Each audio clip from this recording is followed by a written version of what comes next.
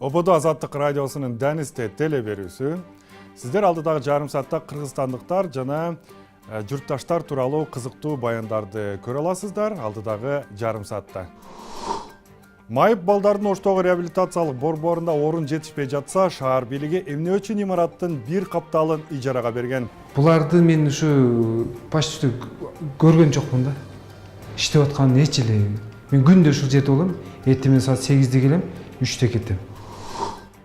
Баткенде иштеген тажикстандык мандикерлер, көпчүлүгүн аялдар менен жаш кыздар түзгөн мандикерлер жай каптаттагы талаа жумушунан кийин үй тиричилигин да жасоого мажбур.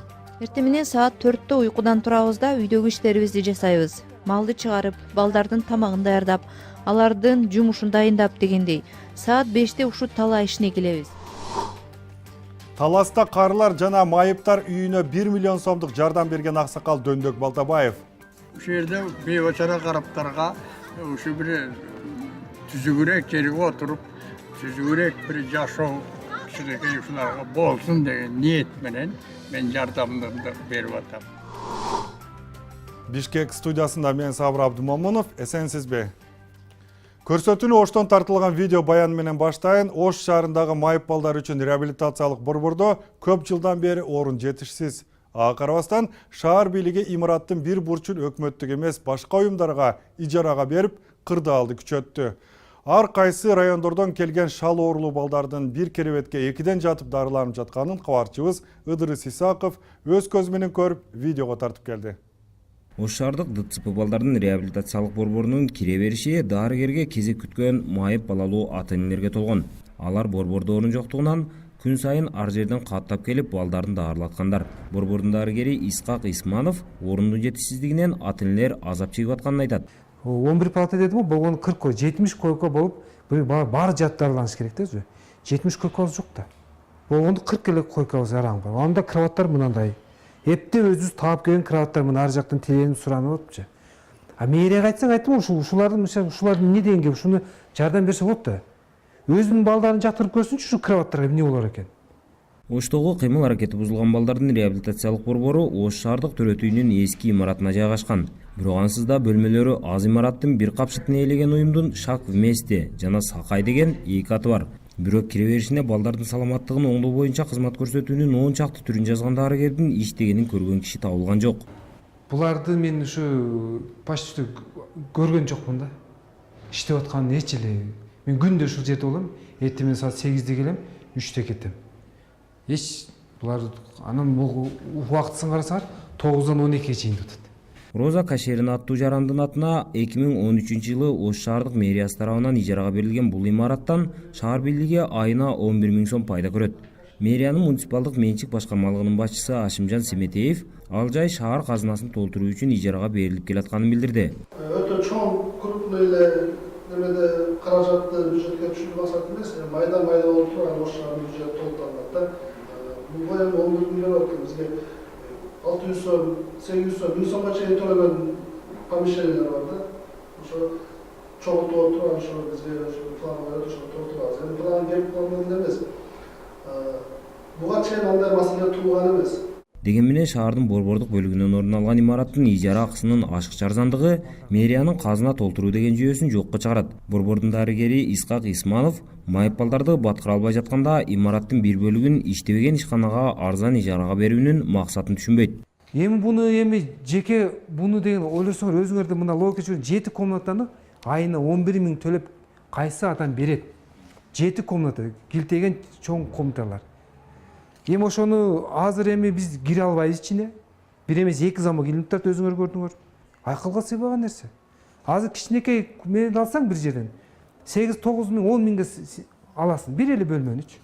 Оорукчан небересин карап жаткан Мастура Бекбулатова борбордо майып балдар үчүн эң зарыл шарттар түзүлбөгөнүнө нааразыланды. Анын айтымында борбордо балдар ойногонго топ же шаарда жок. Күндүн ысыгында балдар жууна турган шарттарда түзүлгөн эмес. Майыл родительler балдарчы bir күндө bir тапкыр башыдан душка окшогон нерседе чөмүлүп болмаса мына 47, 35, 45 градус ысык болот. Шумагандарда балдарды чөмүлтүш керек, окулу вообще условий жок. Короче, балдарга территория тар. Кыймыл аракети шектелген балдардын реабилитациялык борборунун жетекчиси Зарифа Ахматова Орындун жетишсиздигинен улам ата-энелерден көп наразылыктар түшүп атканын билдирди. Анын айтымында орындун жоктугунан артка кайтарылган бейтаптар менен түшүнбөстүктөр көп болуп турат. Пикир келишпестүүлүктөр эмнеден пайда болот? Алыстан келип, ата-эне чарчап келет, баласын эптеп алып келет. Андан кийин бул жерде орун жок болгон болсо, андан ошондон баягы даттануулар башталат да, ошондон келип чыгат. Орундун жетишсиздиги көбүрөөк болуп калат. Имараттын бир капчытын ижарага алган уюмдун эшикке илип койгон телефондору иштебейт. Кыймыл аракети бузулган балдардын Оштогу реабилитациялык борбору жылына 1000ге жакын баланы даарылайт. Анда балдардын кыймыл аракетин жана сүйлөө органдарын өнүктүрүүгө багытталган бир нече бөлүмдөр иштейт. 70 балага ылайыкталган борбордо балдар жатып дарылануусу үчүн 11 гана бөлмө бар. Дарыгерлердин айтымында шаар аткаминерлери андагы абал менен бир да жолу келип тааныш элек. Бул арада шаардын чогуу ортосунда турган имараттын жерлери да четинен сатылып жатат. Ыдырыс Исаков, Азаттык, Ош. Эми тажикстандык мандыкерлер тууралуу баян сунуштайбыз. Баткендин Тажикстан менен чектешкен аймактарында талаачылыктан баштап үй жумуштарына чейин кошуна өлкөдөн келген жумушчулар жалдан иштешет. Өкүнүчтүүсү мандыкерлердин арасында аялдар, айрым учурларда жаш кыздар да көп тартылат.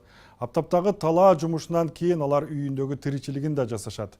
Баткенде кабарчыбыз Жеңиш Айдаров мандыкерлик кылган тажикстандыктарды кепке тарткан.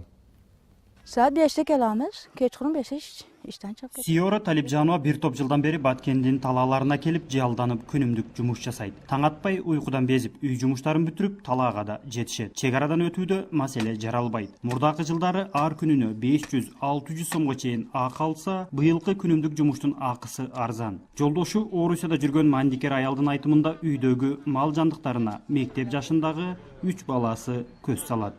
Бирок кечке талаада иштеп барса да кечинде үйүнө барып, уй саап, аны каймакка айландырып, анан балдарына тамак жасап, кир когун жуугандан кийин гана эс алат. Biz saat 4'de duramiz. Şu işlerini bajarıp, misal moğol kolamızga qarab.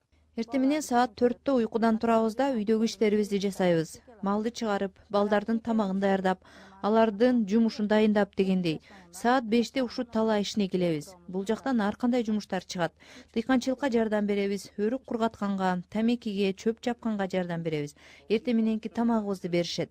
Күнүнө ар кандай 45 сомонеге чейин төлөп беришет кыргыздар. Орточо алганда айына 300дөн 500 сомонеге чейин табабыз. Арада эс алабыз, мүмкүнчүлүк шартыбызга карап ишке келебиз да. Şimdi özümüz bir işleyimiz, dam olamız. Şurada özümüzden mamızın şaraytımızga qarab işleyimiz. Тажикстандын 1 сомонisi Кыргызстандын 8 сом 50 тыйынына барабар. Акысын кайсыл акчада болсо ала беришет. Алмаштырып алуу маселе эмес. Кээде жалданып жумушка чыкчулар 10-20дан топ-топ болуп алышат. Кандай жумуш болсо жасап бири-бирине каралашып да турушат. Кыргызстанга келип иштечүлөр негизинен кыз келиндер, анан жашы улгайып калгандар. Арада Орусияга кире албай калгандары да бар.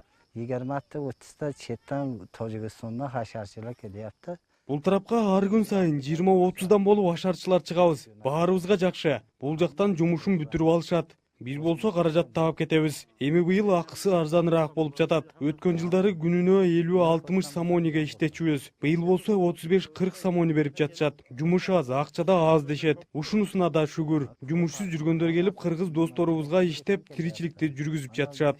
Sizler misal Kırgızistan dostlar da kolada işlep tirikçiligini yürgüzüyaptı. Күнүнө Баткенге канча тажикстандык келип күнүмдүк жумуш жасап жатканын эч ким деле эсепке албайт. Жергиликтүү адамдар сураган кызмат акыга караганда тажикстандык мандикелерди иштетүүнүн акысы 2 эсе арзан. Таң атпай жумуш баштап керели кечке ашыкча шарт деле талап кылышпайт. Ишти ийнине чыгара жасагандыктан жаздан баштап түшүм жыйнаган күзгө чейин Баткенде аларга суроо талап бар. Күн байчылар деп коебуз. Ошо күнүгө келип иштеп кете тургандар жагдайы себеби өзүбүздүн жумушчулар күчү жетишпегендиктен биз буларды жардамга чакырганбыз. Буларга ошо күндө 250-300 сом тегерегинде акча беребиз. Анан кээ бирлери баягы жасаганга жараша акча алып ошентип иштеп кетишет. Тажикстандан келген усталардын биринчиден баасы арзан, экинчиден жумушты эрте баштап тез бүткөнгө аракет кылышат, кечкече иштеп. Анан үчүнчүдөн көп нерсе баягындай ашыкча шарттарды баягындай неме кылышпайт да. Ошон үчүн көбүрөөк иштетишет. Учурда ар бир баткендиктин короосунда өрүк кургатылып, тамеки буталып, курулуш жүрүп, кара жумуш кайнап турган чагы. Мында тажикстандык мандикелердин колу тийбеген иш жок. Жеңиш Айдаров, Азаттык, Баткен. Көрсөтүүнү данектүү каармандар тууралуу баяндар менен уланталы. Таластын Бакаята районунда 90го чыккан Дөндök Балтабаев карылар жана мүмкүнчүлүгү чектелгендер жашаган мекемеге өз чөнтөгүнөн каржылык көмөк көрсөтүп келет.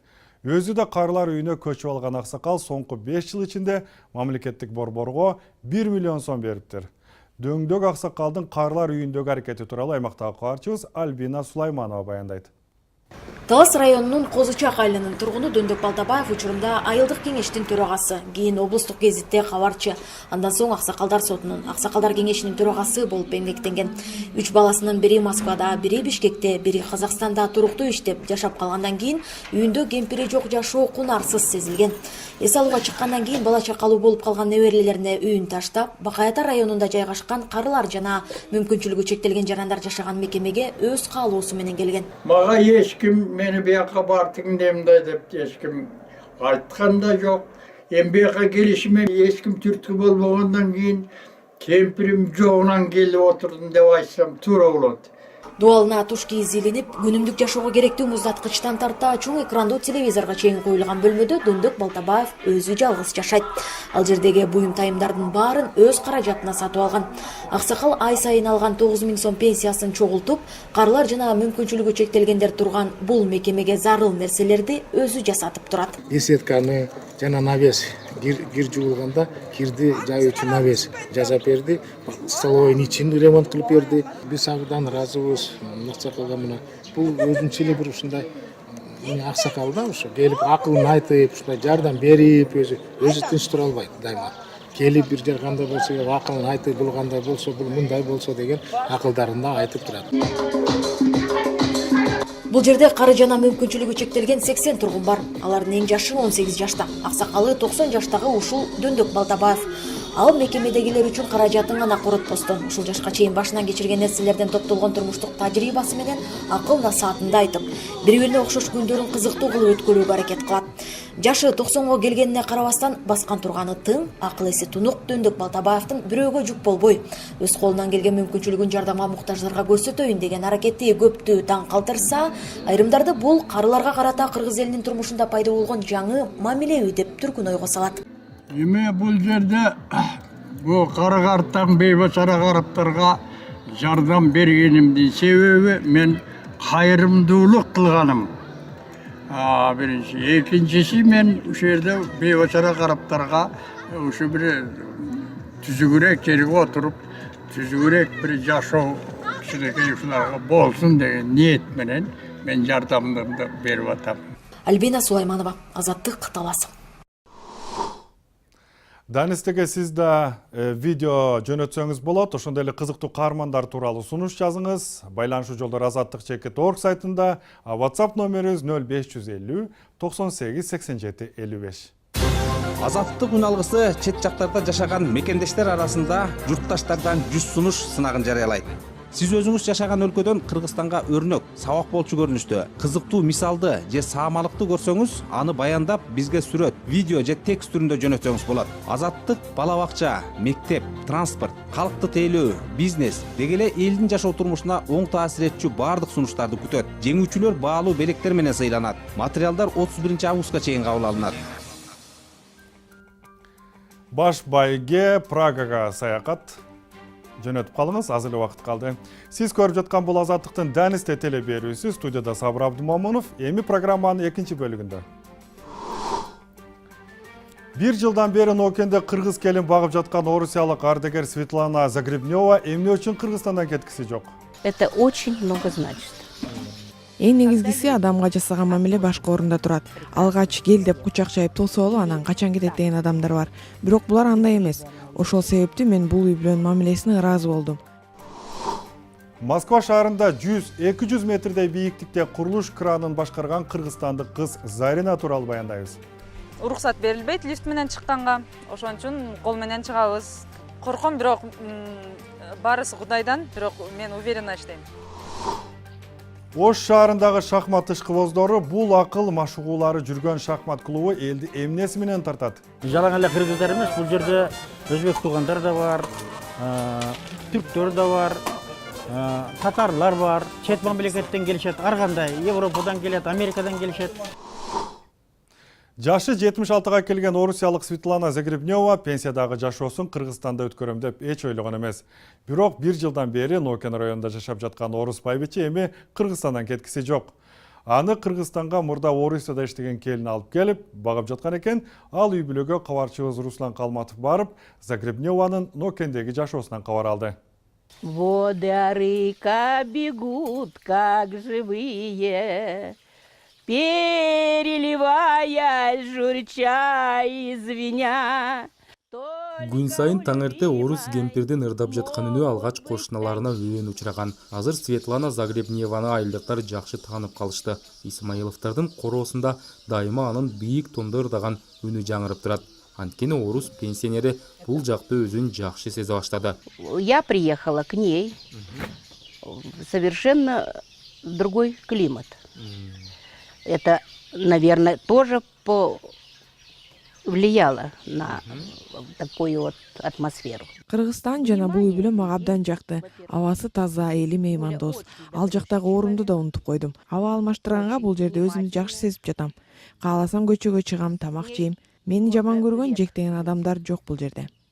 Светлана байбичени Кыргызстанга Гульмира Исмаилова алып келген. Азыр Жалал Абад облусундагы Нокен районунун Параканда деген айылында өз үйүндө багып жатат.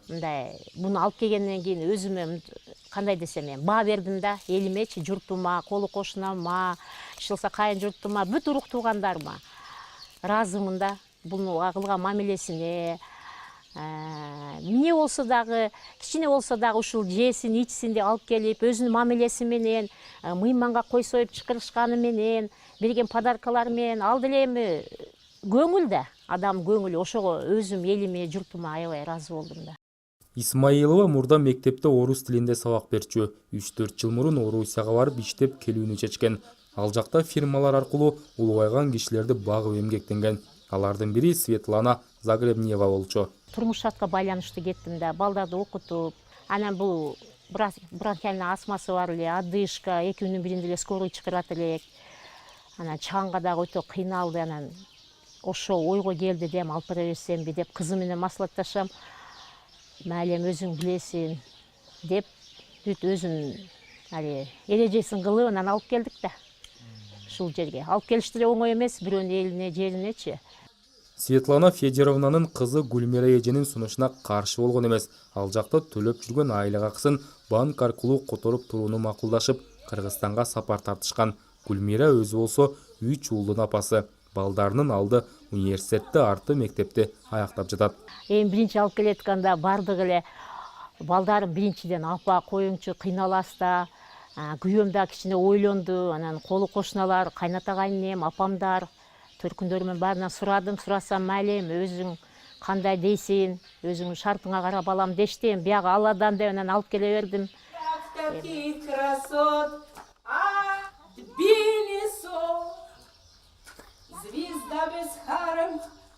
Москвалык байбиче Кыргызстанда өзүн жакшы сезип, көчөгө чыгып сейилдеп да калды. Загребневанын дагы бир жакыны Гульмиранын кайненеси. Ал башка жакта жашаса да күн алыс келип, аны менен чогуу ырдап кеткенди жактырат. Тил билбесе да байбичелерди жылуу мамиле жакындаштырды.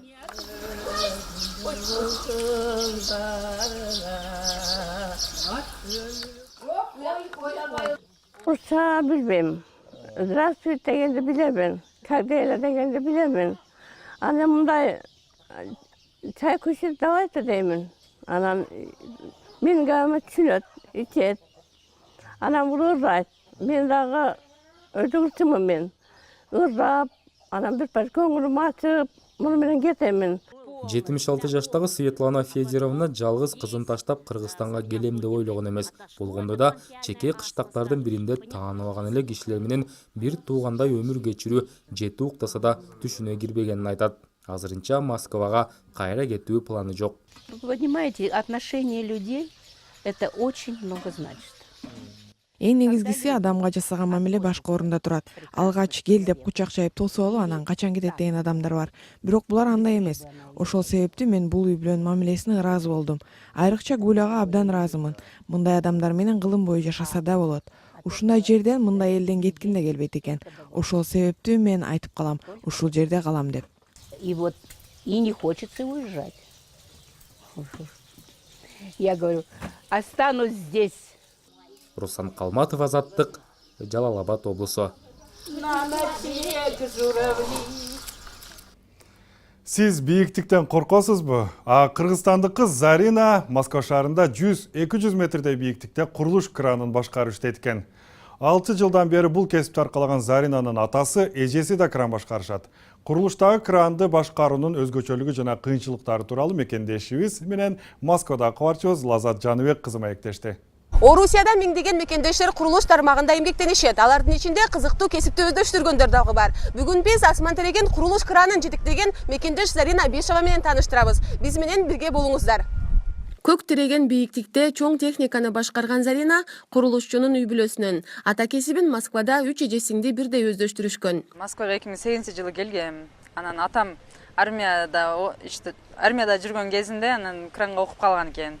Атам ушул жакта кранда иштеп, анан кийин 11-де бүткөндөн мен 1 жыл окудум ошто.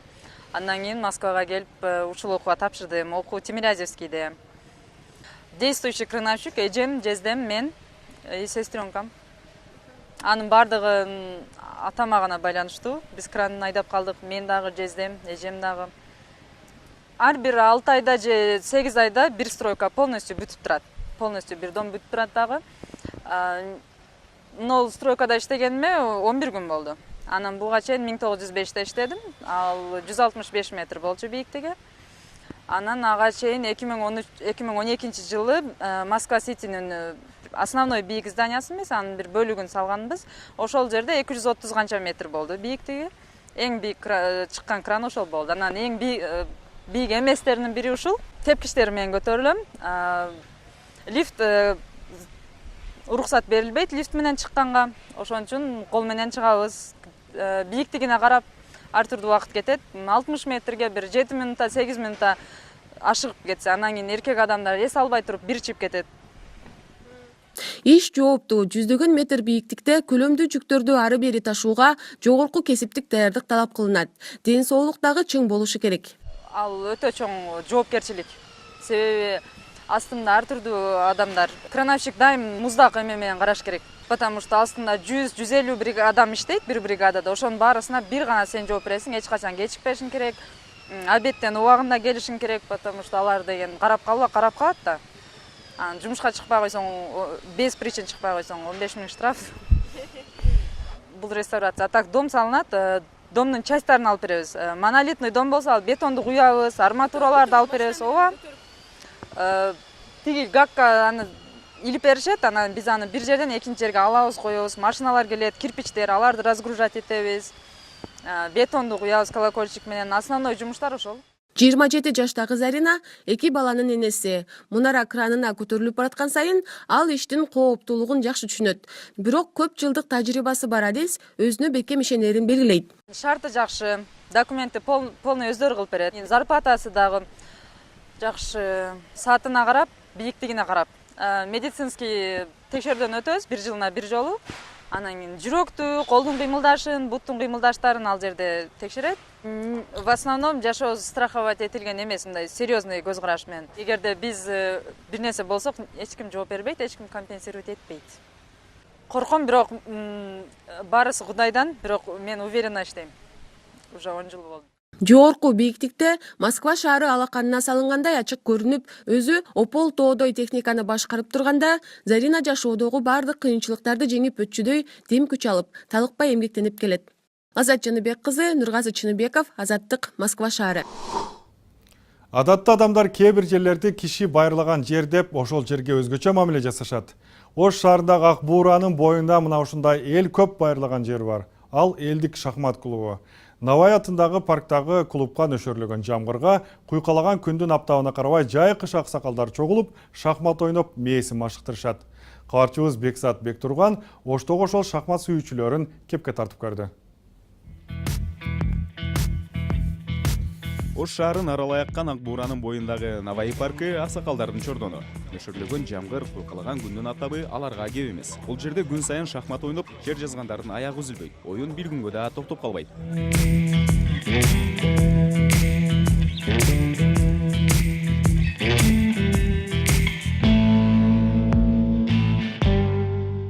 Дайырбек Асакал шаардык ооруканада врач-кардиолог. Оор жумуш күнүнөн кийин мээсин бир аз эс алдыруу же бир аз чеберчилигин чыңдап алуу үчүн Паттагы шахмат клубуна келет. Бул акыл гимнастикасы. Туура. Өзүңүз билесиз, эгерде физический гимнастика ойносоңуз, сиздин жалпы тулку боюңуз жакшы, келбеттүү жана физический жакшы абалда болот. Акыл гимнастикасын ойносоңуз, демек акылыңыз ошондой акыбалда болот.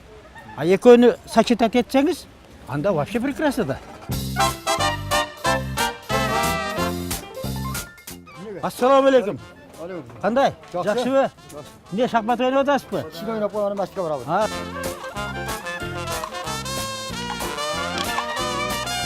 Жалаң эле кыргыздар эмес, бул жерде өзбек туугандар да бар, түрктөр да бар, татарлар бар, чет мамлекеттен келишет, ар кандай, Европадан келет, Америкадан келишет. Чынында эле ар бир жүрүшүн ойлонуп, фигурасын асыйдил жылдырып отургандардын арасынан ак калпакчанында, ала топучанында же жылаң башында көрөсүң. Дайырбек Асакалдын бул жолку атаандашы болсо, калифорниялык Майк болду. Бул киши айламды алты кетирди. Шахматты жакшы эле ойночумун. Азыр өзүмдү жаш баладай сезип отурам.